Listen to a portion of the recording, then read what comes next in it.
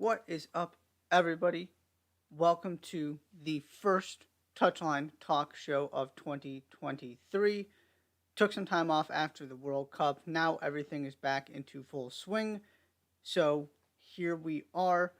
Plenty to talk about today. Going to go through some news and notes kind of stuff first from the last couple of days. And then, second segment of the show, we're going to pull out the Premier League panic meter, talk about some of the teams who are really struggling right now and just how worried they should be.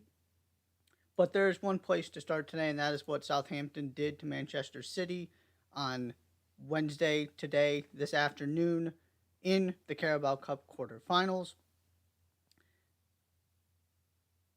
Usually, when things like this happen in a cup competition, I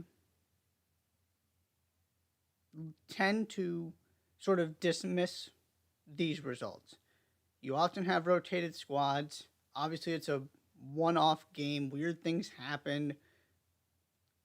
You're more focused on trying to finish top four, or trying to advance in the Champions League, or whatever it might be. And so results like this can often mean more for the smaller team than your traditional power. Except that logic doesn't apply to Manchester City, and it certainly doesn't apply in this game.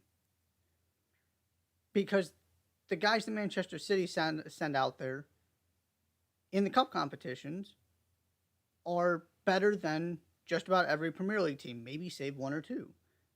If you're going to go spend the amount of money that they've spent on Jack Grealish, Julian Alvarez, Calvin Phillips, you go down the line. All these guys who you've splashed this money on and don't have a spot in your starting lineup, it has to be better than this. I mean, they were awful. And so you don't get a pass from me on this. And I am somebody who really wants to write these off and doesn't think they're typically a big deal. But, and by the way, those three guys I listed all started in this game. That's why I picked them. And, De Bruyne came on, had one good moment. Haaland didn't do much of anything. It's not like it got better once your two most important best players came onto the field either. And this is kind of what can happen when somebody actually puts pressure on Manchester City. I've been going on and on about this all season. They're not invincible. It is not just this guarantee that because they have Haaland, and Haaland's been every bit as good as anybody thought he would be, that they are so far above everybody else, there's no way you can beat them. They very well might still might win the league.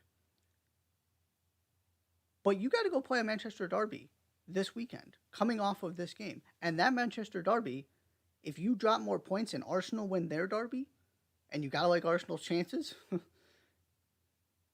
all of a sudden you are really putting yourself in a hole in the Premier League. All of this stuff kind of adds up.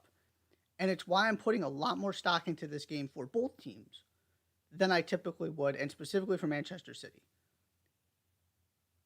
That was one of the worst performances I've seen since Pep Guardiola took over. They just offered absolutely nothing. And it came against a Southampton team sitting at the bottom of the Premier League table.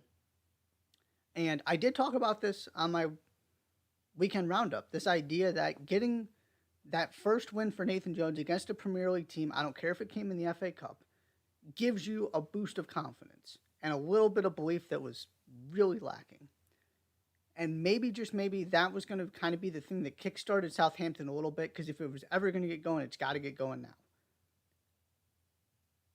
They're in real danger of being the first team to kind of excuse themselves from the Premier League in this relegation race. Didn't see this coming, obviously. But now all of a sudden you're in business. And I'm going to save some of the Southampton stuff for later, because they are going to be part of my panic meter.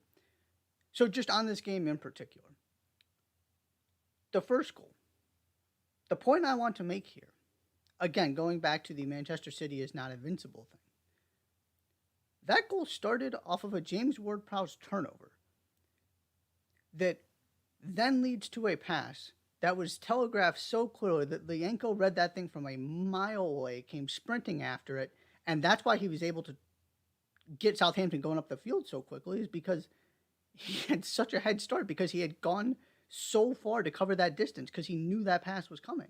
It was an awful pass.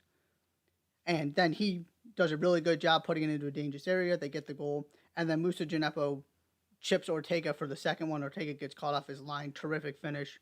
I mean, Southampton were playing. It was just hard to believe this was the same team that's been there for the past couple months. They played inspired. Credit to Nathan Jones. And I'll be coming up believer that maybe they can actually pull this thing off and save themselves. I'm going to get in more of that later, so I'm going to save some of those thoughts. But Southampton, massive win for them, denying Manchester City another Carabao Cup title. We're going to have a different kind of winner this season, which is very exciting. I'm going to finish with that. So on to game 2. Nottingham Forest get past Wolves to book their spot in the semifinals.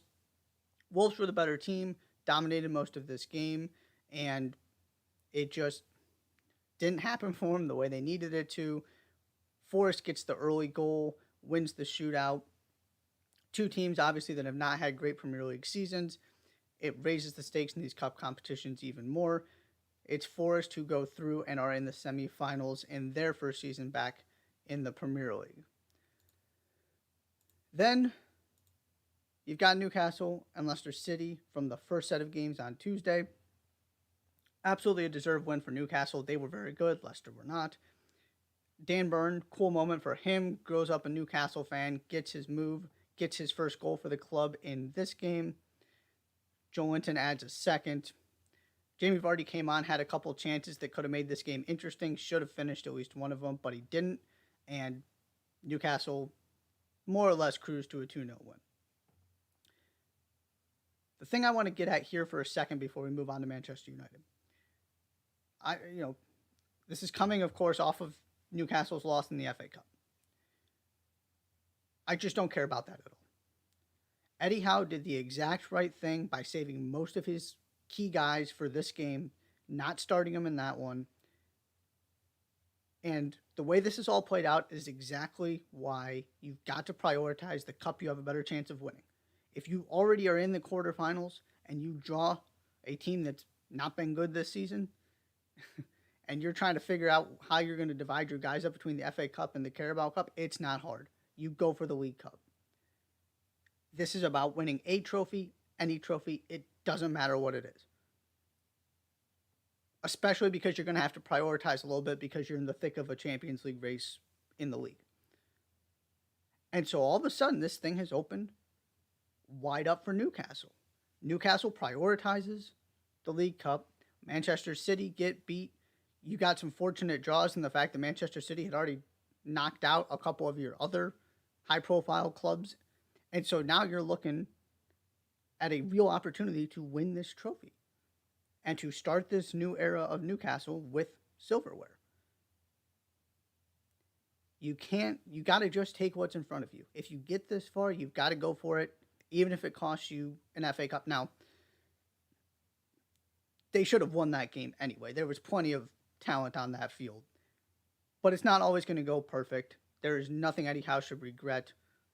He got this spot on. He got the performance he needed from his team to go into the semifinals, and now you're 2 wins away from a trophy. And then finally, Manchester United take care of business against Charlton Athletic. Marcus Rashford comes on, scores 2 more goals. He scores every game he plays at this point. Anthony had a gorgeous opener. Alejandro Garnacho was really, really good too. I thought he was one of the best players on the field. So, Manchester United's attack functioning just fine. You continue to find your goal scorer in Marcus Rashford. Who knows how long he keeps this up, but you got to ride him until he goes cold because he's been outstanding. And I did see, hadn't really thought about this, but I saw a tweet that here's Manchester United. Still in the FA Cup, still in the League Cup, still in the European competition, and right there fighting top 4 in the Premier League. They're the only team that hasn't gotten knocked out of anything yet. And 2 teams Southampton and Manchester United on this weird FA Cup, Carabao Cup back to back, won both their games. All these other, and you go down the list. I'm going to talk about Chelsea in terms of the panic meter. It's been a train wreck there. Liverpool kind of up and down. City lose in the Carabao Cup. Tottenham have definitely had their. You just kind of go down the list, and the team in the best form out of your big six is Manchester United, and they're just continuing it. They were picking it up before the Premier League, and they've just continued to roll.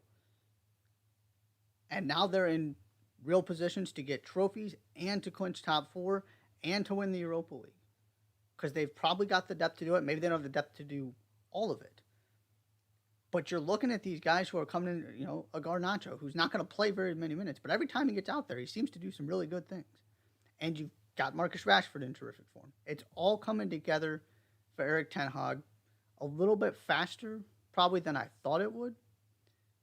But I'm all in on this team. I'm all in on him. He has found a way to do the thing I wasn't sure he could, which is to change the culture, the complexion, the mindset of that club. He has been phenomenal since he came in, the way he handled the Ronaldo situation. The talent was always there. Do they have quite enough to be on the same level as what Arsenal and Manchester City are doing this season? I don't think they do.